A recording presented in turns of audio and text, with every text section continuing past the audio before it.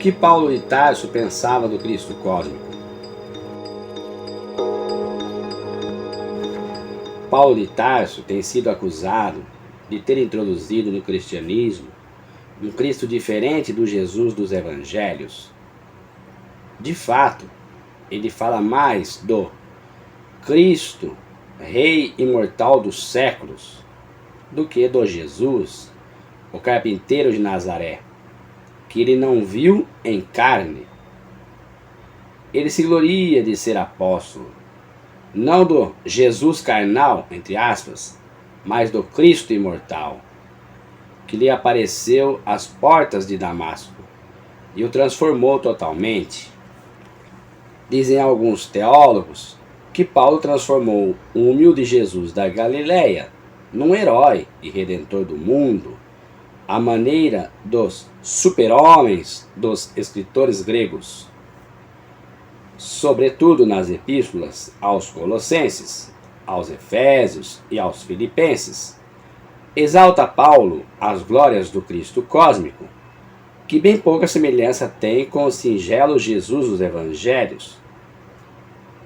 Aspas, no Cristo converge, como na cabeça, tudo quanto existe no céu e na terra, fechar aspas, ponto.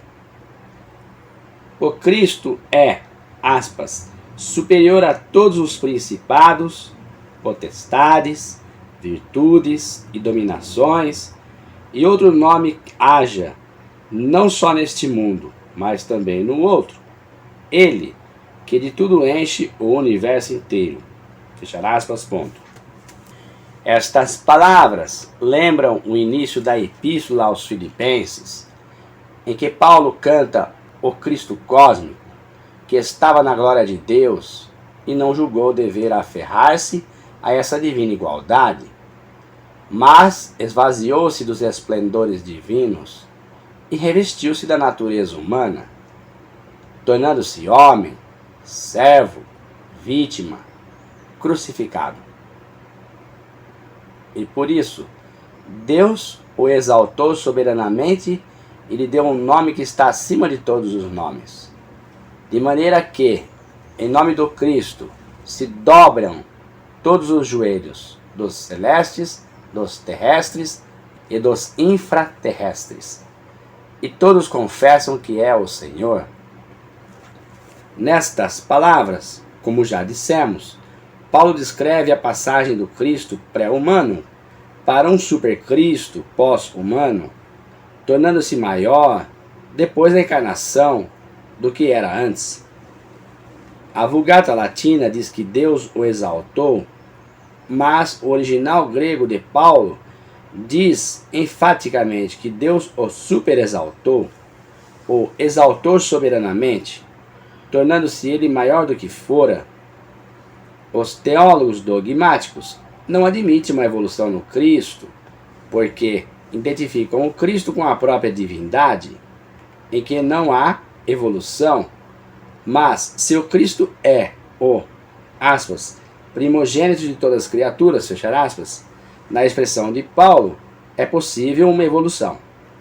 Aos Colossenses, que identificavam o Cristo como os anjos superiores, escreve Paulo, aspas, ele é a imagem do Deus invisível, o primogênito de todas as criaturas, porque nele foram criadas todas as coisas, no céu e na terra, visíveis e invisíveis.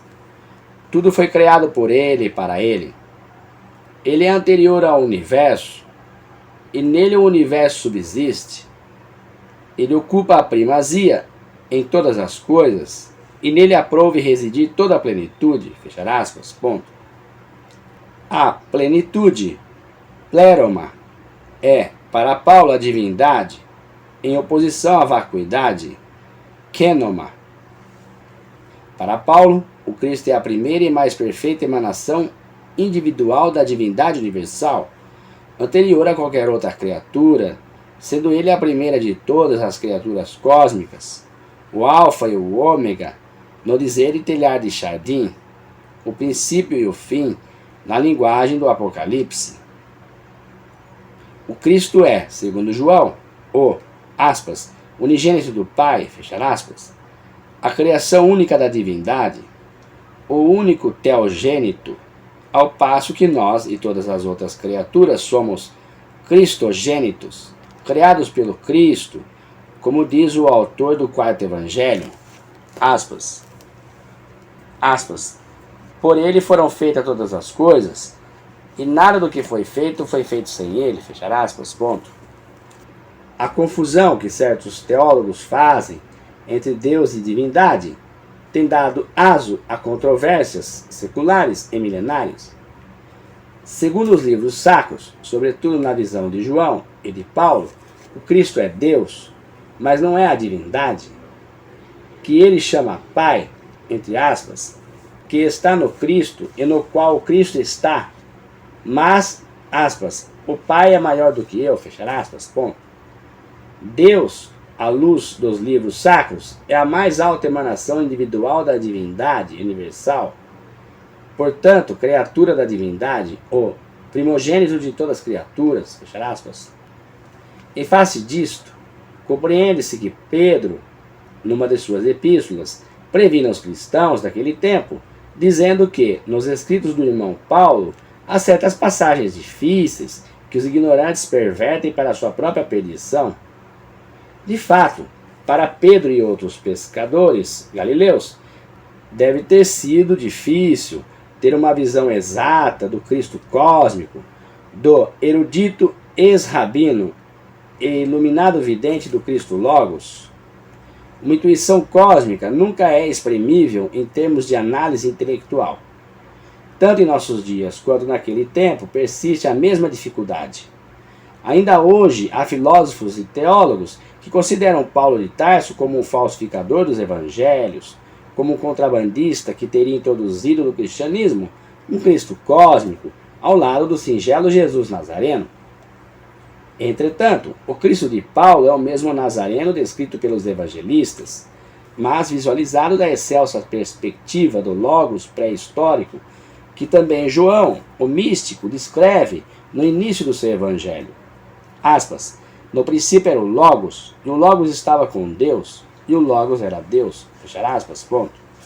O Cristo cósmico, pré-humano, e o Jesus cosmificado pelo Cristo, pós-humano, é esta grandiosa síntese de Paulo de Tarso, o alfa e o ômega da sua vivência e de todas as suas epístolas.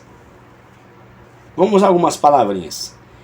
Ele é anterior ao universo, e nele o universo subsiste. Bom, aqui o Rowley está dizendo o universo no qual nós estamos inseridos. Não o universo total, o infinito.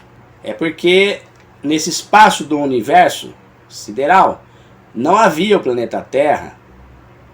Então, após o Cristo ter criado o planeta Terra, obviamente, ele criou as criaturas do planeta Terra, mas na sua forma corpórea, fluídica também, no seu perispírito.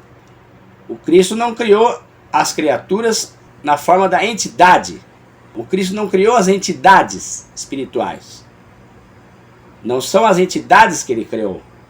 Ele criou corpos materiais, corpos psicossomáticos, perispírito, na linguagem mais popular, que dão a permanência dessas entidades espirituais criadas por Deus a permanecerem no planeta Terra, no qual ele criou.